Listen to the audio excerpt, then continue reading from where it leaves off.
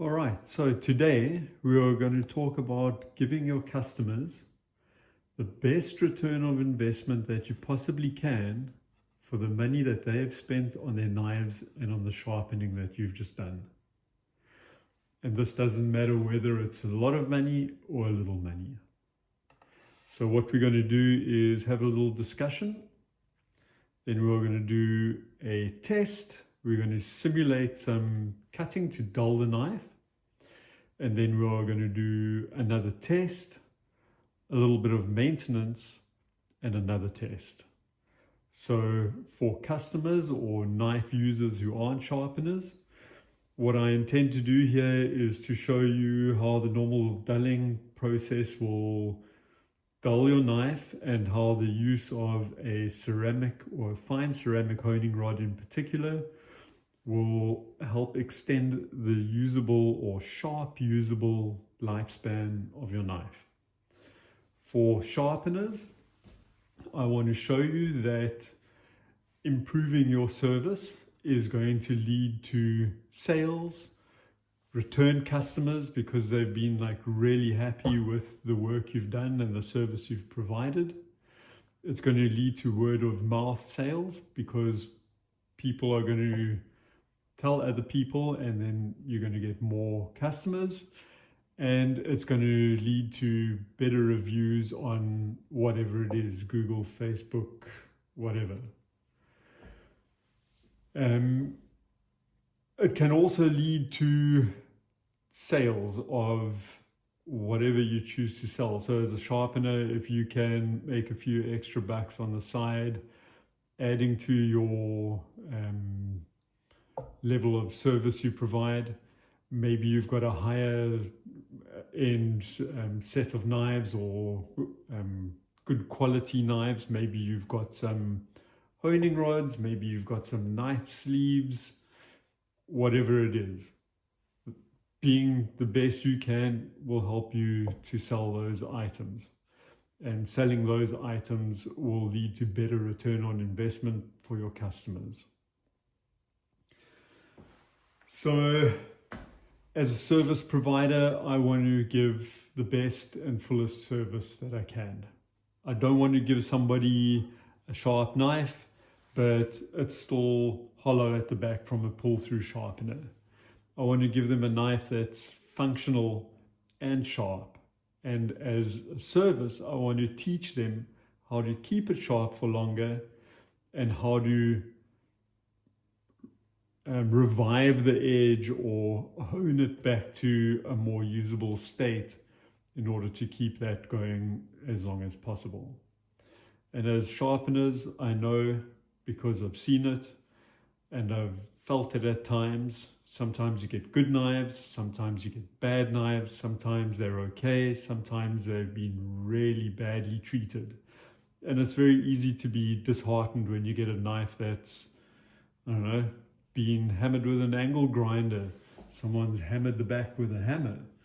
It's been pulled through a knife sharpener 1,000 times. It's been dropped and the tip's missing, or whatever the case it is. But if you can get that knife back to working condition in a good state, you don't have to do it for free. You can talk to your customer, and if it's worth their while, repair it, charge a little bit extra, and then talk to them about it and educate them about it. And the next time those tools come back, and they will come back again because of the service you've provided, they will not be in that same condition again. And the person that you've repaired that knife for will go home and enjoy their cooking, and knowing how to maintain and look after their knives, they will keep enjoying their prep work and cooking for a longer period. And they will always come back to you because you're the one that took the time to show them how to get the most out of it. So before we start here, sharpeners, you know what this is. For anyone who's not a sharpener, this is a sharpness tester. You cut a filament on a scale and it measures in grams how much force it takes to sever the filament.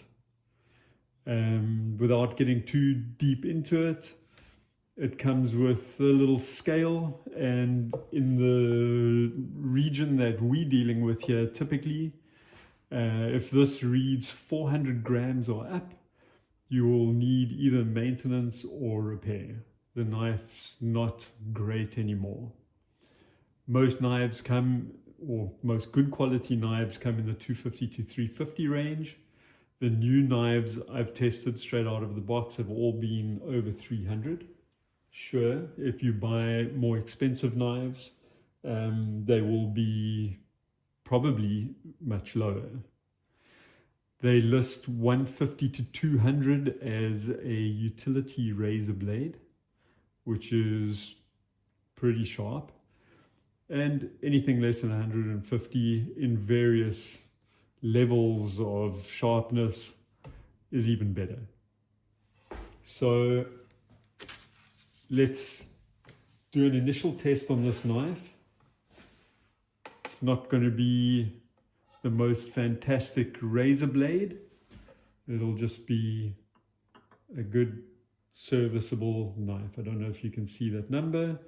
So cutting slowly, I'm going to try to do this the best I can. And there we go. So this reads 142. That's not bad. Now I'm going to just do a couple of cuts. This is a cutting board. Most people would have one. One of the things that, well, let's get cutting. So I'll do a couple of rocking chops. I'll do a couple of chops. I'll do a little bit of abrasion, and we'll see where we get. So while I'm doing this rock chopping here, one of the things you can do when you're talking to your customers, or one of the things you can do as a knife user to prolong the life of the knife, is to get a proper cutting board. A proper cutting board means best an end grain wooden cutting board, second something like this, a butcher block type thing. Third would be these plastic boards that they use in the restaurants. They're usually white or blue or green, all signaling different types of use, whether it's fish, meat, poultry, vegetables, etc. And after that, maybe something like bamboo, which is definitely a much more abrasive substance than a softer wood. Some of the other things I teach customers is don't chop, chop, chop and drag the knife across the board.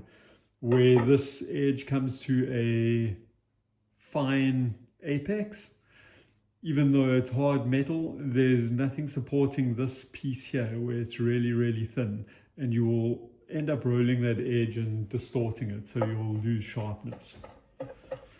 Other things I tell my customers are don't throw it in the dishwasher. It will be rattling around, bumping against other things and destroying the edge. I tell them don't throw it in a drawer where it's loose. Every time you open and close that drawer, this knife's going to be sliding backwards and forwards with everything else around it knocking into the edge, again damaging that edge. And the best way to wash your knife then is to do it by hand in the sink with soap and water. Don't throw it in the sink, same thing, it's going to bump against all sorts of hard things and damage the edge.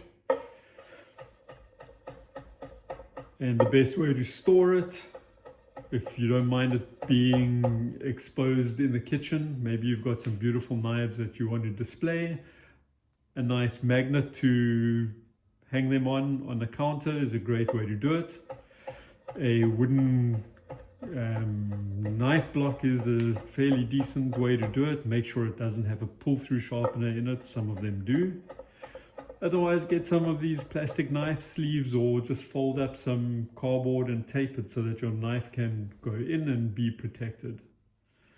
And those will all help keep the knives sharp for longer. I'll just do some abrasive cuts here. Some of the other cuts people do are these like hammering cuts. It's really cool if you've got a flatter profile knife. Maybe you're doing some cucumbers or mushrooms or something like that. Mincing herbs. This twisting action on the board definitely takes its toll on the apex. Not recommended for very thin Japanese knives, which is another thing you can discuss with your customers.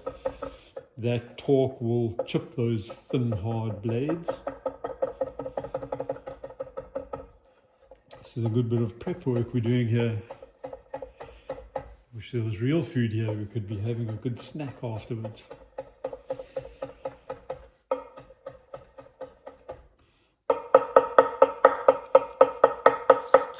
Here a little bit longer. Other mistakes people make with their knives are pie dish, cutting into that glass pie dish, or you've got a steak, you put it on the plate and now you're going to slice it to serve it. Don't do that.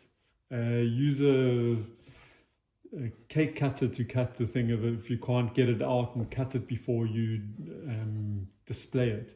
If you're serving pre-sliced meat, cut it on a board, put it on your serving tray or board or whatever afterwards.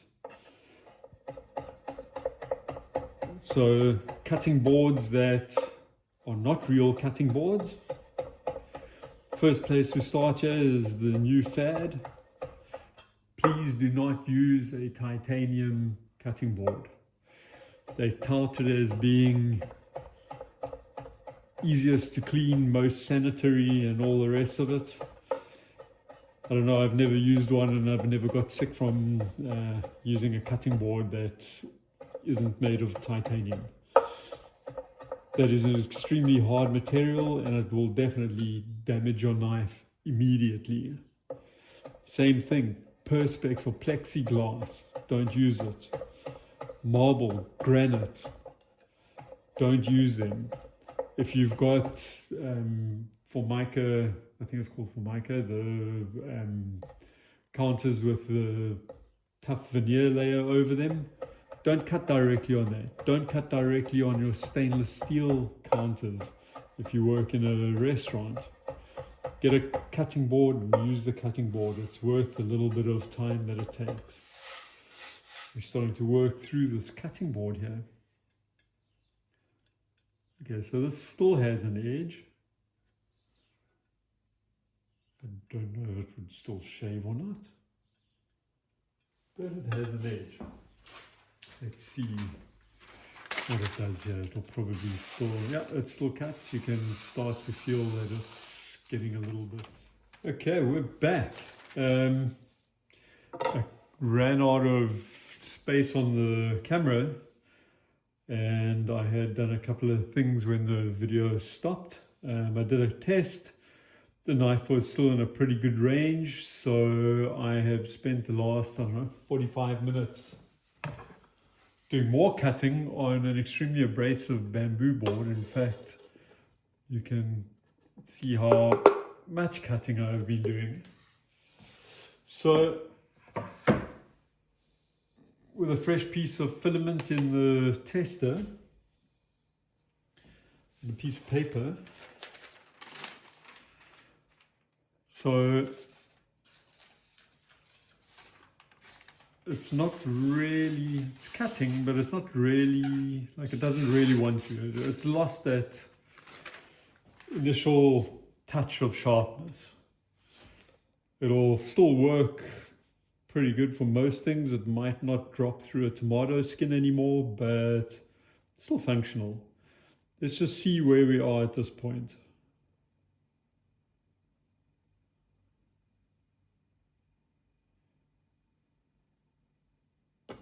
Okay, so we've managed to abuse this knife down to 566 grams. So now using the honing rod, I'm going to just do a couple of pretty much 2 angle if I can. Light strokes on the honing rod here. Again, this is a fine ceramic. It's difficult to do this at a strange angle.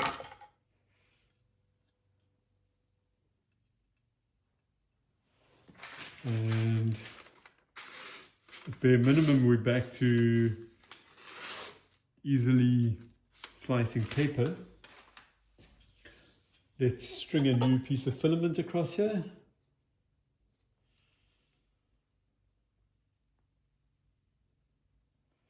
The things we do as sharpeners. Anyway. So for a constant and repeatable tension on this filament, the general consensus is to use 100-gram weight. I don't have 100-gram weight, but this clip and cup weigh, believe it or not, exactly 100 grams.